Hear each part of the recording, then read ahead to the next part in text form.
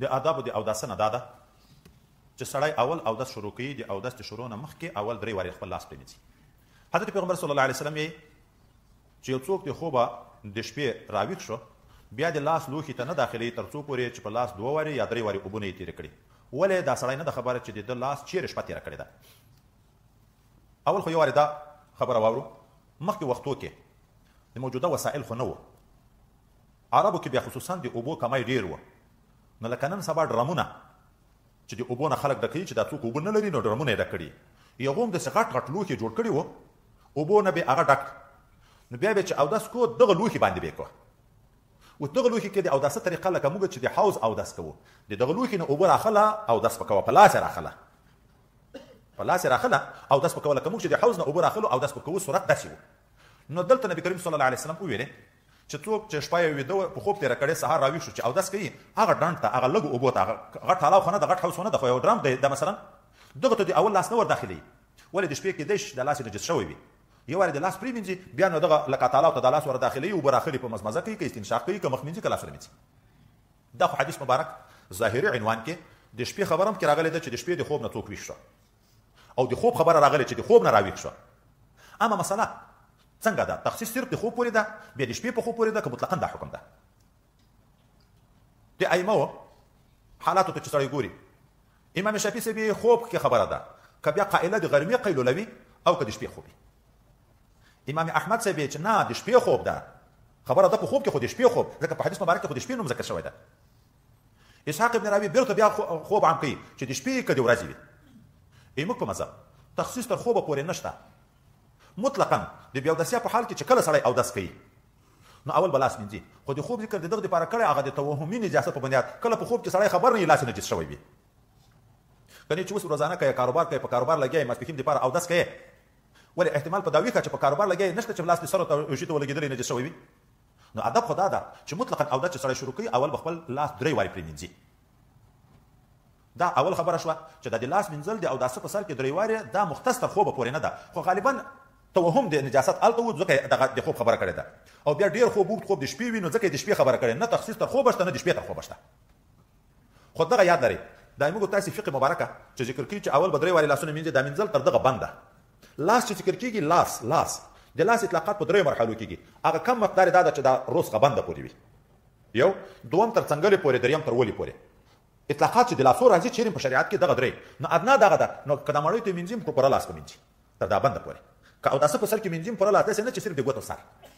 تر دغه ځای پورې پرېمینځل هغه ادنا مقام ده.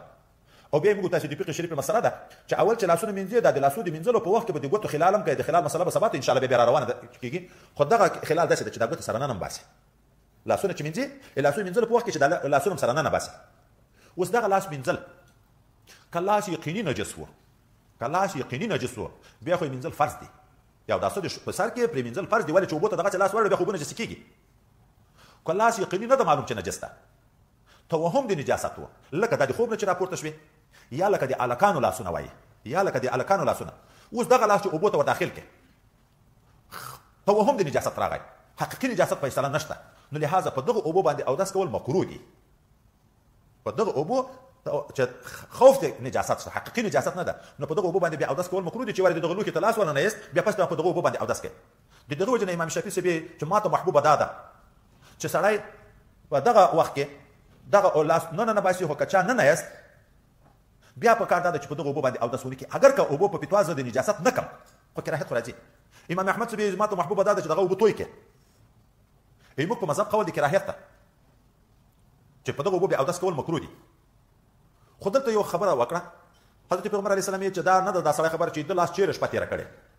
وایي دا یې په دغه بنیاد کړې د عربو ملک ګرم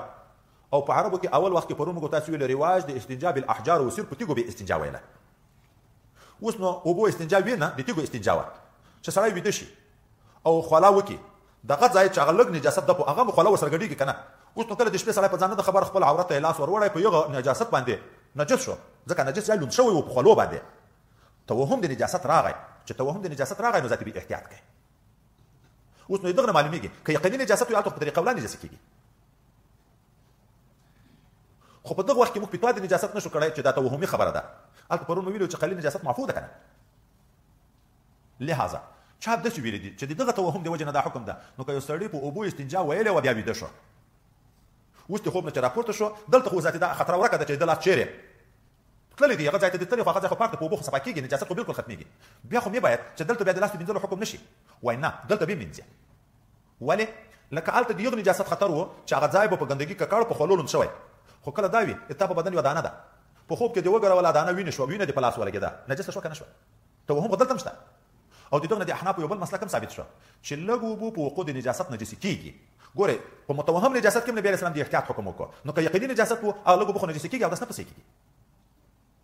دا مسله بیا مستقله را روانه ده خو دلته د دغه ځای نه وایي دومره ثابت شو چې لږ اوبو په وقوع د نجاست نجسي کېږي ځکه چې توهم د نجاست چې و نو نبي علیه السلام ویل چې دغه لوښي ته به لاس نه وړئ ولې اوبه درنه نجسي کېږي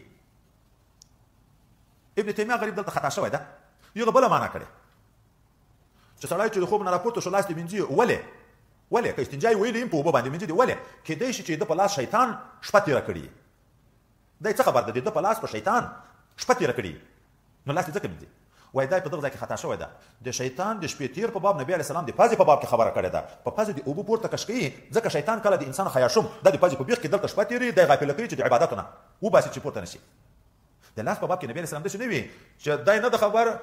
چې چا شپه تېره کړې ده د په لاس داسې خو نه دي ویلي خو داسې ویلي دی نه د خبر چې د ده لاس چېرې شپه تېره کړې سره خلاص شوه د ده لاس چېرې شپه تېره کړې داسې نه دي ویلي چې د په لاس باندې څه شپه تېره کړې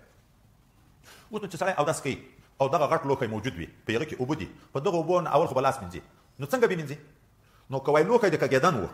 دغه لوښی به راکوږ کړي یو وارې به دا یو لاس پرې مینځي بیا بل لاس بیا نو وروسته که دواړه لاسونه اوبو ته ورننباسي که یو صحیح ده